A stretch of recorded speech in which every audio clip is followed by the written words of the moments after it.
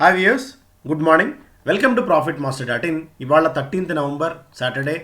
International markets నిన్న ఎలాంటి performance మార్కెట్స్లో కనిపించింది, నెక్స్ట్ వీక్ మన మార్కెట్స్ని ఇంపాక్ట్ చేయబోయే అంశాలు ఏంటి, ఇవన్నీ చూద్దాం.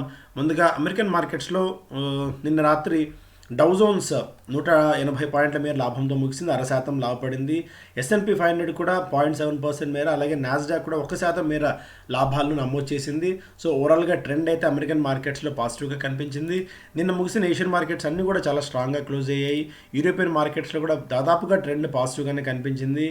ఆయిల్ చూస్తేనేమో కొద్దిగా కూల్ డౌన్ అవుతోంది. $85-86 నుంచి $82 దగ్గర క్రూడ్ ట్రేడ్ అవుతుంటే బ్రెంట్, అటు గోల్డ్లో కొద్దిగా బయింగ్ సపోర్ట్ లభిస్తుంది. $1867-1870 దగ్గర దాదాపుగా గోల్డ్ ట్రేడ్ అవుతుంది. ఎందుకంటే ఇన్ఫ్లేషనరీ ఫియర్స్ ప్రపంచవ్యాప్తంగా మనకి అన్ని దేశాల్లో, నాట్ ఓన్లీ యూఎస్ ఇప్పుడు ప్రధానంగా మేజర్గా కనిపిస్తుంది, కానీ 2.5 డికేడ్స్ హైలో వాటి మిగిలిన యూరోపియన్ కంట్రీస్లో కూడా మనకి ఇన్ఫ్లేషన్ పెరగడం అనేది కొద్దిగా ఆందోళన కలిగించే విషయం. అందుకని గోల్డ్ ఒక హెడ్జింగ్ మెకానిజం కింద గోల్డ్లో బయింగ్ సపోర్ట్ లభిస్తుంది, అందువల్ల గోల్డ్ పెరుగుతోంది. ఇక యుఎస్ 10-year బాండ్ yields ఒక దశలో 1.4% దిగి వచ్చినవి ఇప్పుడు మళ్ళీ 1.6% ఎగబాకుతున్నాయి. ట్రెజరీ ఈల్డ్స్, ఎందుకంటే ఇన్ఫ్లేషన్ చేదాడుతోంది కాబట్టి. అటు క్రిప్టో కరెన్సీలో చూస్తేనేమో బిట్ కాయిన్ $63,000 దగ్గర, ఆల్మోస్ట్ $63,700 దగ్గర ట్రేడ్ అవుతోంది. ఎథీరియం 2.5% కొద్దిగా వీక్నెస్, లైట్ కాయిన్లో కూడా వీక్నెస్ ఉంది. బట్ అదర్ దాన్ దట్ $67,000కి వెళ్ళిన తర్వాత అక్కడి నుంచి కొద్దిగా సెల్లింగ్ అయితే వస్తుంది. సో బిట్ కాయిన్ ఎస్పెషల్లీ క్రిప్టోస్లో ట్రేడ్ చేస్తున్నప్పుడు ఇంత హ్యూజ్ వోలటాలిటీని తట్టుకునే కెపాసిటీ ఉంటే మాత్రమే ఇందులో దిగాలి. అలా కాకుండా జస్ట్ మనకి నిన్న కూడా ఒక రిపోర్ట్ ఒకటి చదివాను, most of the software engineers especially night time బాగా ఎక్కువగా ట్రేడ్ చేస్తున్నారు, ఎక్కువగా నిద్ర మానుకుని మరీ ట్రేడ్ చేస్తున్నారు డబ్బులు సంపాదించుకోవడానికి. ఒక రకంగా మంచిదే, కాకపోతే దీని గురించి కూడా కొద్ది గొప్ప తెలుసుకోండి, నేర్చుకోండి. అతి ఆవేశపడి భారీ ఎత్తున డబ్బులు పెడితే మాత్రం ఇబ్బందికర పరిణామాలు ఉంటాయి. ఒక ప్రభుత్వం కూడా 1.5-2 years నుంచి మేజర్గా దీని గురించి క్రిప్టోస్ మీద ఒక బిల్లు తీసుకొస్తామని చెప్పి చెప్పడము, జిఎస్టీ పరిధిలోకి తీసుకొస్తామని, ఇన్కమ్ ట్యాక్స్ తీసుకొస్తామని చెప్పి ఇలా రకరకాల వాదనలు చెప్తూనే ఉంది. బట్ క్రిప్టో బిల్లుకి సంబంధించి మేబీ ఒక 1 or 2 monthsలో ఒక పటిష్టమైన వ్యూ వచ్చే అవకాశం ఉంది. కాబట్టి అందుకు తగ్గట్టు ప్రిపేర్ అయి ఉండడం మంచిది.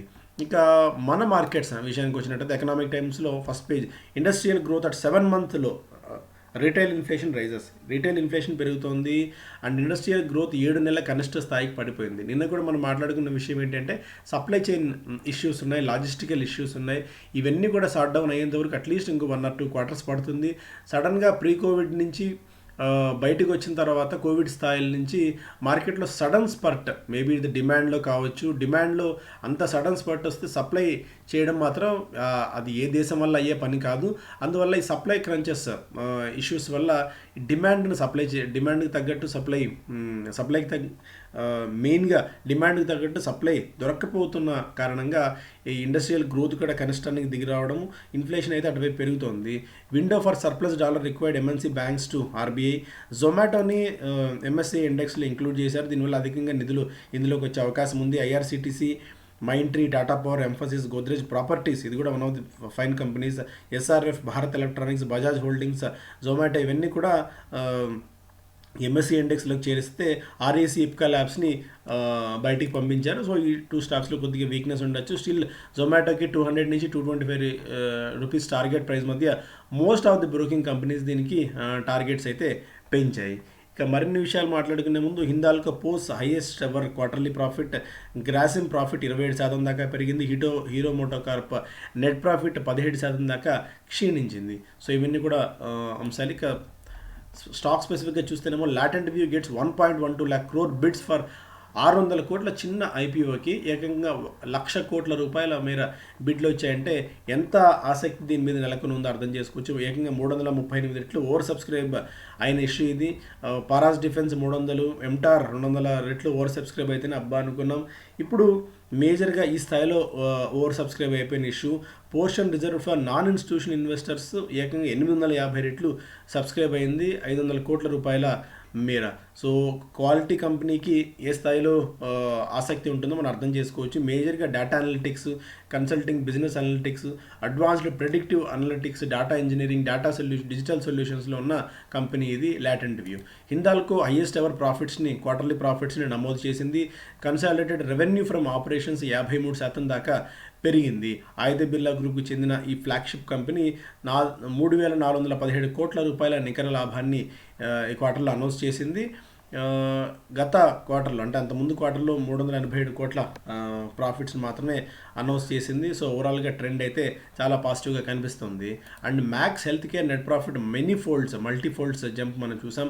సెప్టెంబర్ క్వార్టర్లో 144 కోట్ల రూపాయల లాభాన్ని సంస్థ అనౌన్స్ చేసింది. గత ఏడాది ఇదే క్వార్టర్లో 17 కోట్ల రూపాయల లాభాన్ని అనౌన్స్ చేస్తే ఎన్నో రెట్లు వృద్ధిని ఈ సంస్థ అనౌన్స్ చేసింది. అటు నారాయణ హృదయాలయతో పాటు మ్యాక్స్ హెల్త్ కేర్ను కూడా కొద్దిగా మన రాడార్లో ఉంచుకోవచ్చు. ఇక్కడి నుంచి కూడా చాలా స్ట్రాంగ్గా గ్రోత్ ప్రొజెక్టరీని కనబరిచే అవకాశం కనిపిస్తుంది మ్యాక్స్ హెల్త్. రిలయన్స్ రీటైల్ ఒక బ్రాండ్ని, అమాంచా అన్న బ్రాండ్ని కొనుగోలు చేసింది. మాస్ హోల్డింగ్స్ చెందిన కంపెనీ ఇది. శ్రీలంక ఓనర్ ఉన్నారు. సో రిలయన్స్ రీటైల్ వెంచర్స్ కూడా చాలా వేగంగా అగ్రెసివ్ ప్లాన్స్ని తీసుకొస్తుంది. ఒక రకంగా చెప్పాలంటే రిలయన్స్ ఇండస్ట్రీస్ కంటే రిలయన్స్ రీటైల్ ఫోకస్ ఎక్కువ ఉంది. ప్రీ మార్కెట్, గ్రే మార్కెట్లో అన్లిస్టెడ్ స్పేస్లో ఒక్కొక్క స్టాక్ దాదాపు 4,000 రూపాయలు పలుకుతుందంటేనే రిలయన్స్ రీటైల్కి ఎంత డిమాండ్ ఉందో అర్థం చేసుకోవచ్చు.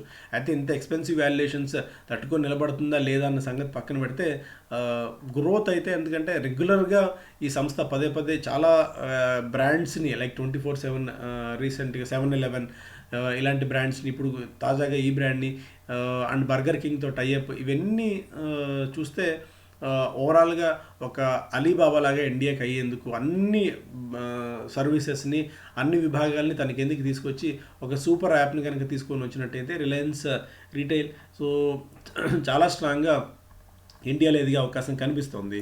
అశోక్ లేలాండ్ 84 కోట్ల రూపాయల నికర నష్టాన్ని నమోదు చేసింది క్వార్టర్లో. హీరో మోటోకార్ప్ నికర లాభంలో 17% దాకా వీక్నెస్ చూసాం. ఈ chip freeze leads 27% plunge in October car సేల్స్లో. సో ఇప్పటి వరకు ఈ మధ్యకాలంలో, ఈ దశాబ్ద కాలంలో ఇంత తక్కువ ఈ ఫెస్టివ్ సీజన్లో గ్రోత్ని నమోదు చేయడం అనేది ఫస్ట్ టైం ఇప్పుడే. ఎందుకంటే చిప్ షార్టేజ్ అనుకోవచ్చు. ఈ entry level 2 wheelers to hit on ownership cost, 3 wheeler shows growth. ఒక 3 వీలర్స్ మినహా మోస్ట్ ఆఫ్ ది 2 వీలర్స్ కానీ 3 వీలర్స్ కానీ ఇవన్నీ కూడా బాగా ఎఫెక్ట్ అయ్యన్నది ఒక ఇది. సెమీ కండక్టర్ చిప్ షార్టేజ్ అని చెప్పి పదే మారుతి, హుందాయ్ చెప్తున్నప్పటికీ కూడా ఓవరాల్గా ఇంపాక్ట్ అయితే చాలా గట్టిగా కనిపిస్తుంది. దీనికి సంబంధించి చిప్ షార్టేజ్ అనుకోవచ్చు, రకరకాల కారణాలు అనుకోవచ్చు.